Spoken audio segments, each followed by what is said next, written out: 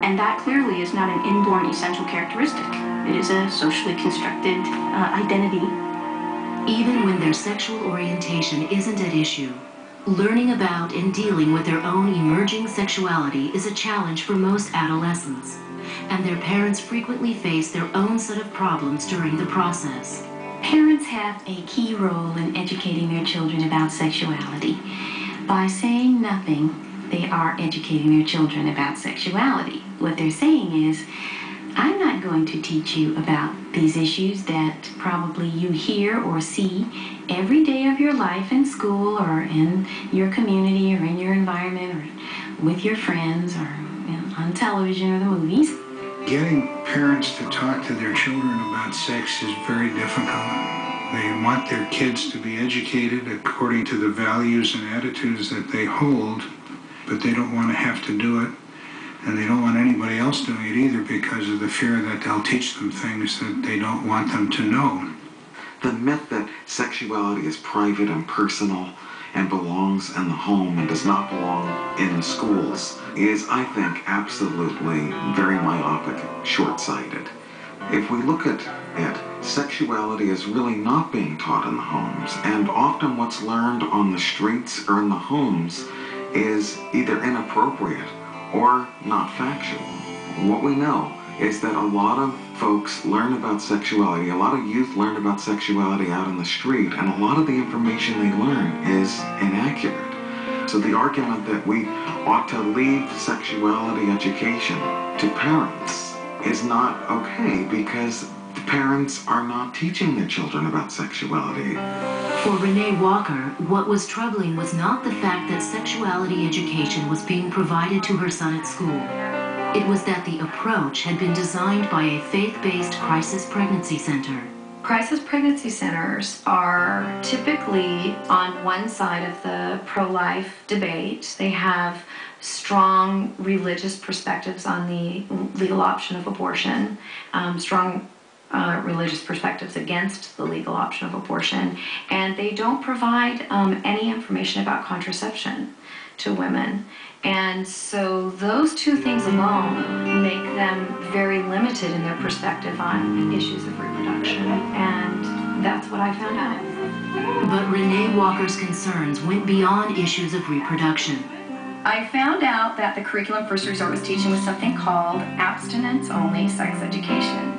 Abstinence-only programs are designed to frighten kids about their sexuality instead of educating them to make responsible choices. Along with her concern that an abstinence until marriage approach effectively ignores the needs of gays and lesbians, Walker felt that such programs also fail to provide reasonable alternatives to sexually active heterosexual teens. So my next step was to find out what the rights of parents and students are regarding sex education, and I found out that the California law says that classes have to be medically accurate and they have to be unbiased, and that parents have to be fully notified about what's being taught and that they have the option to remove their student from those classes.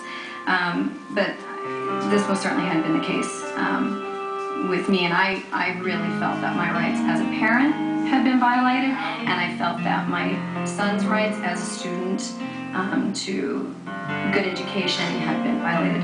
So I contacted the school district and I alerted them to the problems with the First Resort curriculum, but in their reply, instead of addressing the specifics that I had outlined, they gave me a blanket response in defense of the program. So that got me really mad, and I was really frustrated at not being told the truth, and I was really frustrated that my concerns weren't being addressed. At that point, I think it's fair to say that I became proactive. It was during the exhaustive period of research that followed that Renee Walker learned about SIECUS, the Sexuality Information and Education Council of the United States. That was a really good resource for me. They had community action toolkits. They worked really closely with me in supporting me to get active in my community. Kind of taught me how to do that by going out, by speaking at school board meetings, which I did, talking in my community, forming an organization. It was, you know, one of the suggestions, gather parents together who feel strongly about it, and then just work in that direction. We talked about some of the resources in her local area, and she just ran with it. She was an amazing, dedicated parent and really ran with getting heard. She got into a lot of local media. She actually got some national media attention, and she used this as a springboard to start her own organization. The name of my organization is Bay Area Communities for Health Education. And it is an organization that seeks to involve students, parents, teachers, health educators, administrators, and other community members in a cooperative effort to bring comprehensive sexuality education to our students. We recognize the need for them to have comprehensive sex ed that's medically accurate, that's free from biases. And we want to heighten awareness in the community to that. It's important that people realize that when we're talking about sexuality education, we're giving teens the tools that they need to make responsible choices, okay? We're not encouraging teens to have sex, we're encouraging responsibility. We can't expect teens to be responsible about their sexuality if society tells them they can't be sexual, okay? So we're going to show you an activity that's often done in the classroom to represent sexuality education, okay? And we make something.